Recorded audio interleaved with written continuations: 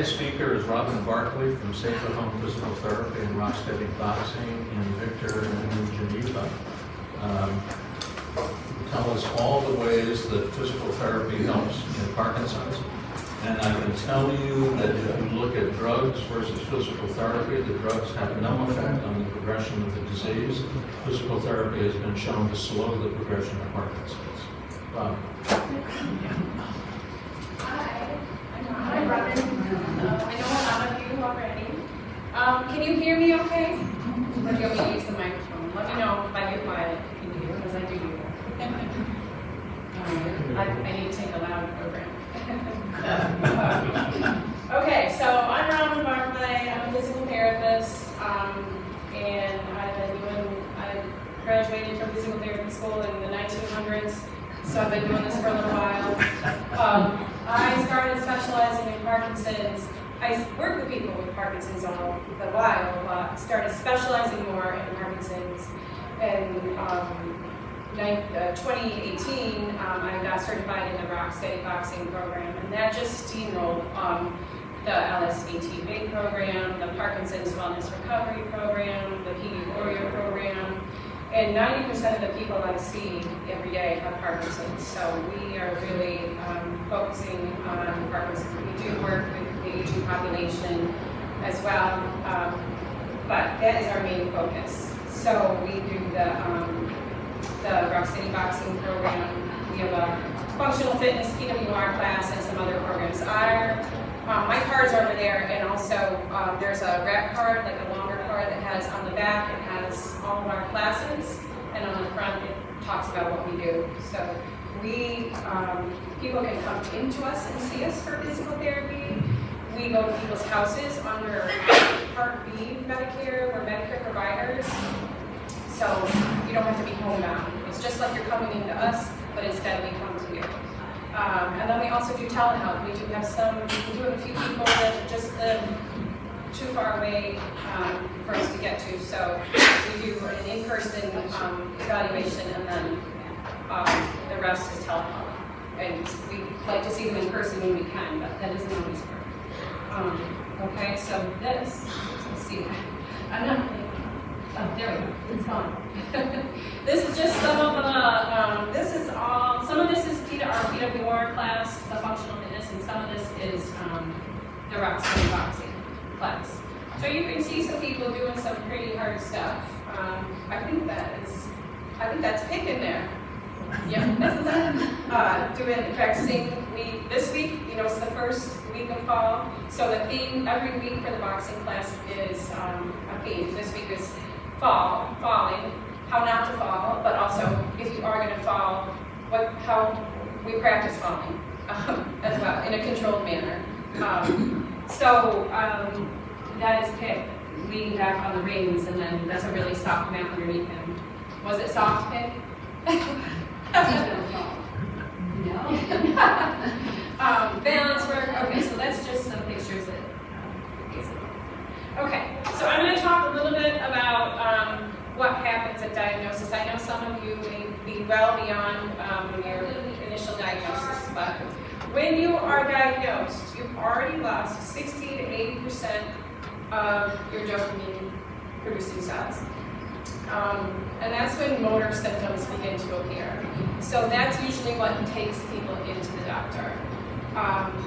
So when you go to the doctor, you've gone, a lot of times it's because somebody says you're not swinging your arm, what's wrong with your arm? And eventually it leads to, further assessment and a diagnosis of Parkinson's.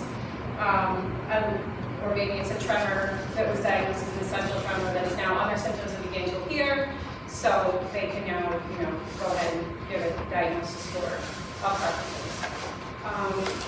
So sometimes people say to me, as a physical therapist, especially maybe some people that are newly diagnosed, well, I don't need you yet. You needed me 10 years ago. They're looking to do the biomarker to get to diagnose it earlier, which will help us treat it earlier. Like Stu said, the medicine is going to help reduce your symptoms in most cases. The forced intense exercise and the therapy it's what's going to keep you going. And it's been shown to reduce symptoms. And I just had an article pulled up that was recent. I think it was NIH. I saved it on my bookmark, but it also said that just if you work hard enough, you can also reverse some of the damage. So for those people that don't like exercise, hopefully we can make it fun so you do. So the next one, okay, and here's another reason to start physical therapy as soon as you get diagnosed. And again, I know that's past for some of you. That certainly doesn't mean we can't help. We definitely can. So when you're first diagnosed, you're already moving slower, taking fewer steps than people without Parkinson's. And some people come in and they're not moving a lot because you lose that, there's that apathy where you don't really know what's going on, but you're not moving like you should. So sometimes people come in and there's weakness. You don't see, weakness is not really something you associate with Parkinson's unless it's because of sedentary lifestyle, just like anybody else. And so usually if there's weakness, we can, in 3 to 4 weeks, get your strength back up to where it needs to be. But, you know, have you heard the term, sitting is the new smoking? So that goes for anybody, with or without Parkinson's. The more you sit, the more problems you can have. So moving is protection.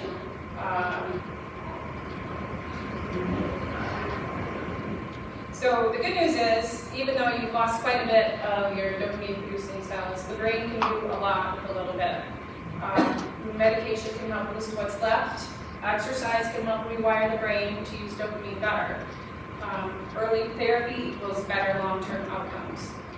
And again, I want to also emphasize that you know, if you're 5 years in and you haven't done some exercise classes for Parkinson's or some therapy, it's never too late. But the sooner it is better. It gets a little harder, you know, the longer out, further out you are. I already talked about that. I don't need PT yet. So early physical therapy evaluation is essential.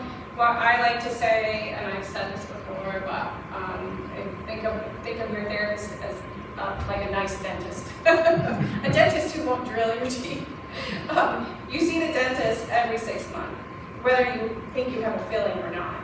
So you should see your physical therapist at least every 6 months, whether you think you have a problem because of your Parkinson's or not. Because a lot of times we do a lot of times what I use is called the mini BAS test. It really looks at, digs into your balance and gait. We do some other things like look at your turning. And so we can pick things out. Okay, so your first evaluation, we might say, all right, let's go ahead and do 4 weeks of the LSVT program, which is covered by insurance. There's several programs that are high frequency that are covered by insurance. That's one of them, that's 2 of them. And then after, I have somebody doing it now. So after he finishes, he's gonna matriculate into, he wants to box. So he's gonna matriculate into the boxing program. So I'll say, all right, let's meet up again in 3 months and we'll reassess. And then we can, if he's doing great, like great, keep doing the classes you're doing, keep doing everything you're doing, and I'll see you in 6 months. Unless there's a problem, let me know and we'll get you in sooner. So that's kind of the way that we want to do it. So you're down here, you do the PT, you come up here, and then you start boxing or whatever, you know, high intensity program you want to do, and you hopefully you can get a little better. Even though Parkinson's is a progressive neurological disease, like we already talked about, we can slow it down, but you can also, in 4 or 6 weeks, whatever we're doing, in most cases, I see people, okay, you're doing sit-to-stands, you're doing 5 less than you should be doing for your age range. But after we finish therapy, you're above the age range for sit-to-stands, the 30-second sit-to-stand test. So strength, that's functional strength that we can improve. But we also see improvements in balance and gait. So just because you have Parkinson's doesn't mean you can't improve those things. I don't know if you hear about like people that do marathons. I think somebody spoke at the thing they had at the, do you remember the Jewish community center? No, was it? Yeah. RPN. Yeah, and he did a marathon. Yeah. You know, don't let the diagnosis hold you back. Okay, so I kind of already touched on this. My take on medication, and it was a personal decision, but I think if I was diagnosed with Parkinson's, I'd say give me that carbidopa right now, because it's going to help you feel better. And if you feel better, you're going to move better. You're going to exercise better. The better you can exercise, the more effort you can put into it, the more likely you are to be able to slow the progression. And even eventually, possibly, if you're working hard enough, maybe reduce the amount of carbidopa you need to take in the long term. And I know at the bottom there it's talking about some people are nervous to take it because after you take it long term, you might start to develop dyskinesias. But taking it early and working harder may reduce the onset of any dyskinesias. Does that make sense? Okay, so I'm a big proponent of it. And you have to work with your neurologist. You have to take it on time every time. The routine. Don't take it with protein in your diet. So you have to really work closely on what's going on with your. I tell people to keep a notebook. This is starting to happen. I'm like, all right, well, write that down and make sure you tell your neurologist, because they, along the way, may need to adjust your medication based on what your symptoms are. So you really have to have a close relationship with them as well. And sometimes that's just, we've got the My Chart now, we've got the My Care, we've got lots of ways to stay in touch with them. You don't want to, if something's happening, you don't go, I'm going to see him in 3 months. Text them or call them now. Okay. So we've done this for a while, and everybody, you know that everybody with Parkinson's is different. There's no one person is the same as the other, because there's so many non-motor symptoms and the various motor symptoms. So I think 70% of people have tremors, 30% don't. We were just talking about that today in class, and people were like, really? Because they were just in class. A side note here. One other thing about coming to any of the classes is you've got a whole group of people who love to talk. And sometimes we started class 5 minutes late today because they were all chatting about tremors. And I was like, all right, get over here. They're like, oh, we were talking about tremors. And so I said, okay, that's fine. I'll give you a pass today. But yeah, so I said, only 30% of people don't. And they were surprised. They didn't know that. So tremor dominant, if somebody's tremor dominant, we really want to focus on high effort, working at 80% of your rate of perceived exertion. So we have a chart. There is a calculation you can do. Sometimes if you're on medications to slow your heart rate, it doesn't work. So we just use, we have a big chart in the gym that talks about it. Like 10% is like, I can do this exercise all day. And 20%, so it goes up where 100% is I'm working so hard I'm going to levitate or knock furniture over. So we don't want either one of those. We want to work, we want to work up to 70 to 80%. That's our green zone, which is you're working hard, you're feeling athletic, you're breaking a sweat, which for some people it's hard to do at first. So we really work on working up to that point. For bradykinesia, or slowness of movement, we want to work on amplitude, so big movement, symmetry, so like when you raise your arms up, I tell you bring your arms up to shoulder height, we make your left one's down here, so we're working on, getting that, so raising it up, when I tell you to raise it up, you do it without thinking about it. So we got to do a lot of repetition and exaggeration initially. Rigidity, we got to focus a lot on stretching and range of motion.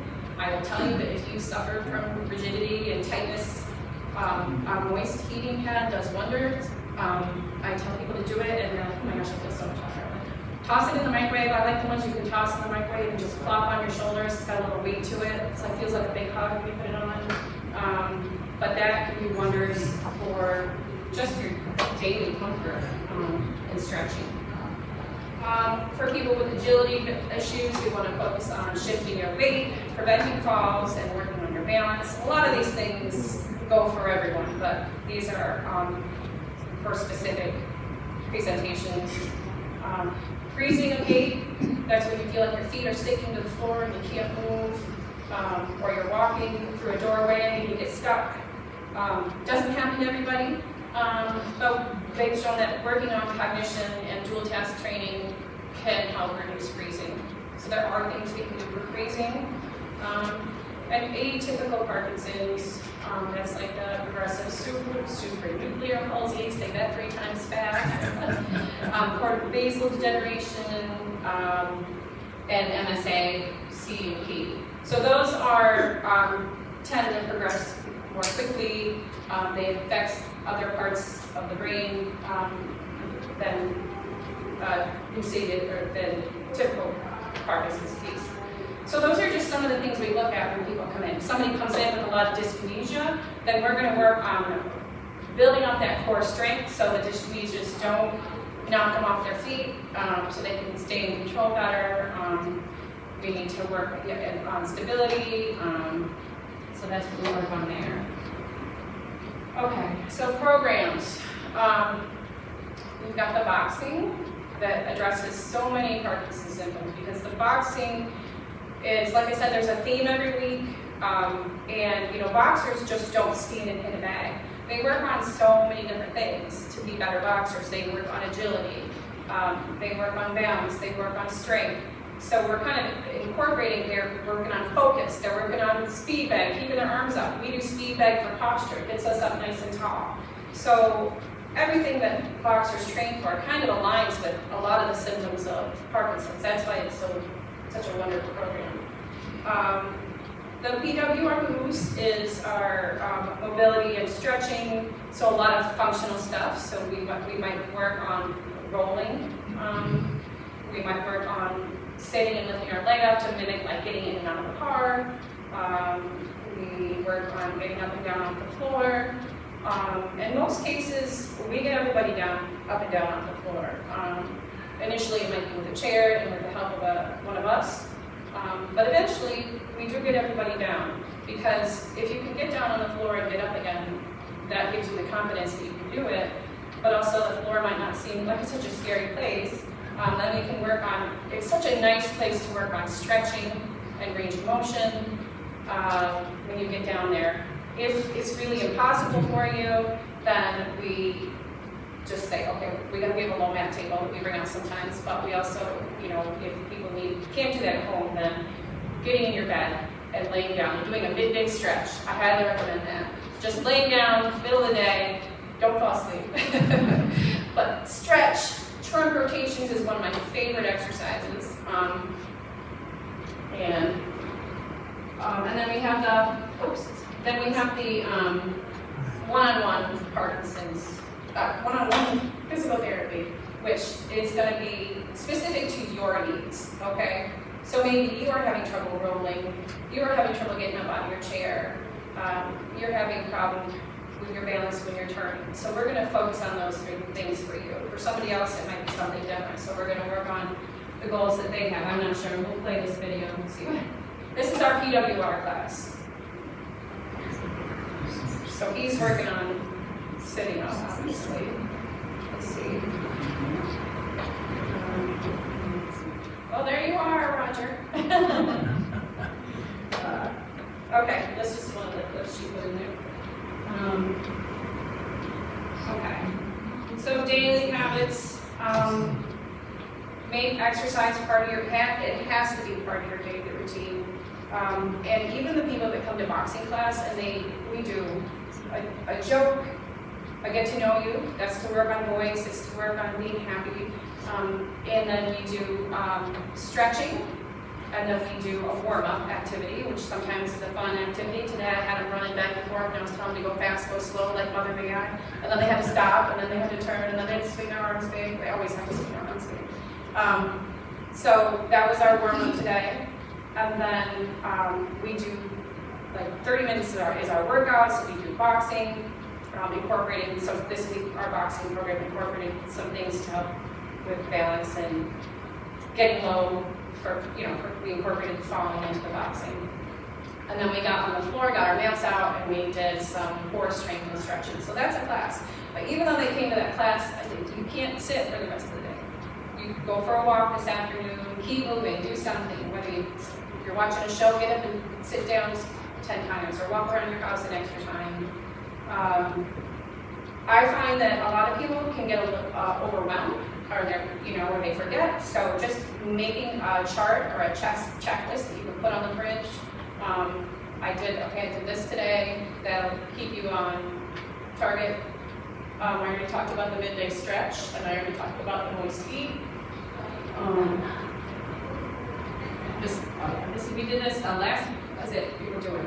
I don't remember the theme last week, but this was one of our boxers doing her plank walk, and then you see a gentleman in the back doing the battle rope.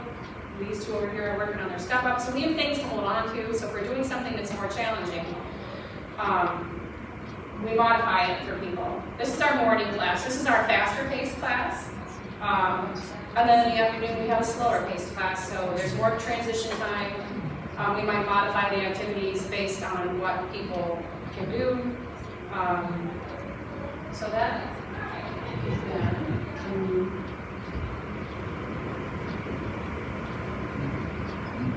All right, so I need a volunteer. Pat Smith, do you want to volunteer or no? Okay. Would you like to volunteer? Or do you? Go ahead, Michael. Come on. Go All ahead. right. I don't know what to do. She'll tell All you. right, come over here, Corporal. All right. I'm going to have you walk to the window. All right, but okay, go ahead. Just watch how he's walking. I don't know if you can see his feet. Probably. I don't love his shoes. He does. I know. Yes, three pairs. I mean, they're lovely. They're very nice, but Crocs aren't my favorite. I know that. Okay. Okay, so now I want you to walk back to that table over there, but I want you to tell me how many steps it's going to be. Wait, not yet. How many steps? No cheating. You want me to guess how many Yeah, steps? to get to the table over there. 25. I want you to count loud as you go. Go, watch this. 1, 2, 3, 4, 5, 6, 7, 8, 9, 10, 11, 12, 13, 14, 15, 16, 17. Good, you made it in less than you thought. All right, what do you see?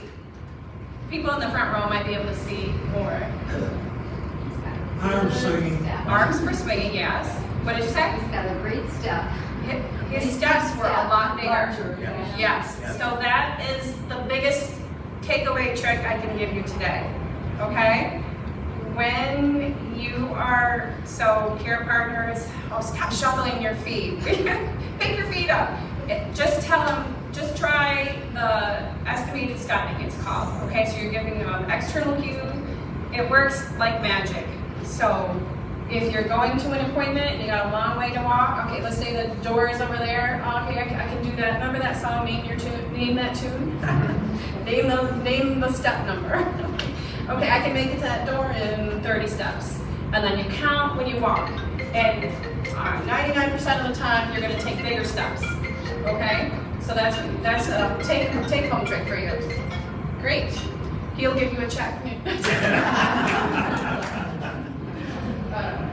Okay, then let me see.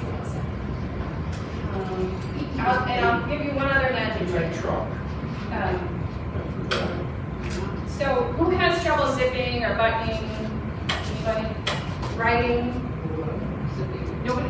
All of us. Yeah, okay. Yeah. Okay. So the other trick I will give you is finger flicks. All right? So if you're trying to write something and your writing's getting really small, you're flicking your hands 10 times like you're flicking water off. I told them in the summer we're going to really stick our hands in water and flick it at each other. So, like that. Flick it open, do 10 of those. And then if you're struggling with a button or something, then go back to that button and try and push it through. And Or when, if you're gonna write something and you're writing a sentence, get small, stop and do 10 of these. And then write some more, you should get better. That's another magic. Those are my 2 magic tricks for the day, that's all you're getting. So takeaways, start PT as soon as you can. I know, again, we're starting to see more people being referred as soon as they're diagnosed.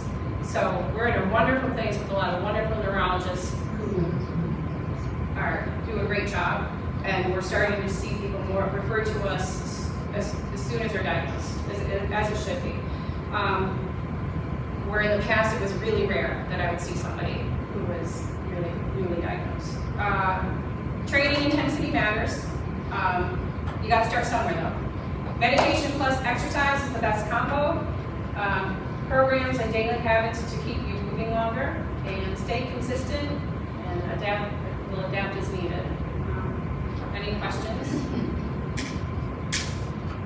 Gonna tell them about the poster I gave you? Oh, yes, I did. You know what, I was gonna put that in my, in here, and I was like, well, maybe people will get scared people away. It says, what's the difference between a terrorist and a physical therapist? You can negotiate with a terrorist. Dick laminated it for me, and I have a big poster in the Well, the important thing to know is you're gonna push people, yeah. and we need to be pushed, and we gotta keep you in mind when we're home, to push ourselves. Yeah, a lot of people have me on autoplay in their head. And I get a lot of caregivers saying, oh, thank you so much. Now I don't have to say it anymore. Did you? I have 2 quick questions. Number 1, do most physical therapists, you were saying 6-month check-in, which Yeah. I completely agree with. It sounds like my mom has been told she's like done with physical therapy, and I'm like, what? You're not done? Yeah. You just have, I've never had a problem. No insurance company has said, well, we're not paying you, they're done. Does she have to come up with like a quote-unquote new complaint? You have to have goals. You have to be working towards goals. You have to do a reassessment, either a progress note or a recertification every 10 visits, or if the certification period ends, you have to do it then. But if you're continuously, the progress might be slower, but I think that comes a lot from, because initially when I started working with people with Parkinson, I was also scared because I'm the one that's not going to get paid. It's not, you know what I mean? But things have changed a lot, and insurance companies are understanding things better. I think that comes from, there was a lawsuit against Medicare because they wouldn't pay for maintenance therapy, and I'm not saying it would be maintenance therapy, because right now I think I have 1 person on maintenance therapy. All my other Parkinson's clients are regular visits. But as long as you're showing consistent, that you're monitoring, assessing, doing some objective testing, and yeah, she shouldn't be done. I know. Somebody is actually going to be transferred to me. They said they went back to their therapist, and their therapist said, well, I don't think we're going to have much more left. But Excelis used to be really limited to 20 visits, but I don't see that anymore. Okay. So I think it's a fear. It's a fear for maybe the provider, their bosses, you've got to discharge.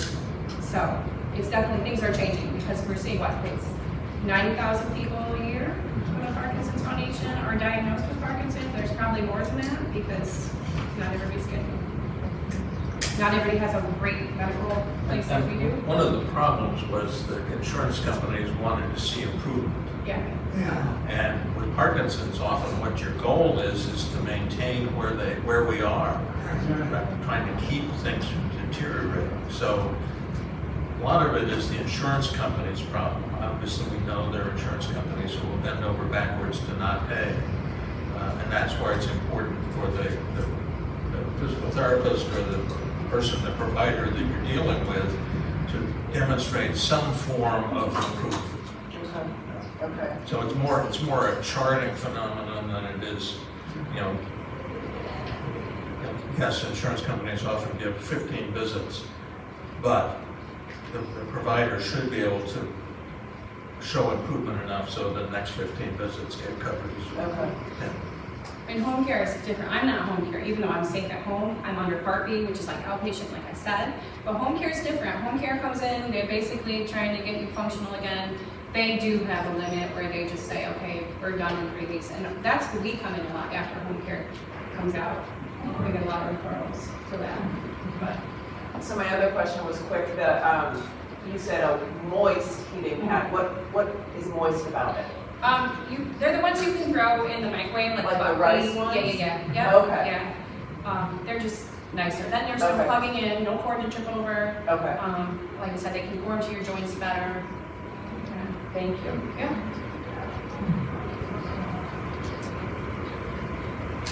Anyone else have a question? Okay. A little testimony. I see you 3 times a week, every week. And I'm pretty good at home. But the point is that I'm better now than I was a year ago. Yeah. And that's not just for, that's, can we tell them why you see me 3 times a week? Because you told me to. Well, 1 day is for, Boxing, 1 day is for, individual therapy, and 1 day is for PWI. functional fitness, okay? Yeah, so we have classes 5 days a week. We have a new one starting in October that focuses on strength and balance. It's fit and focus, we do some cardio and some brain games, and posture. So each Tuesday is different. So we have things 5 days a week, so you can pick and choose what you want to do. There's no contract or anything like that, and it's very flexible. So, yeah. All right. Well, let me know if you do. Again, my information's over there. I always look forward to talking with you guys. Thanks, Rob. Thank you. Thank you. Thank you so much.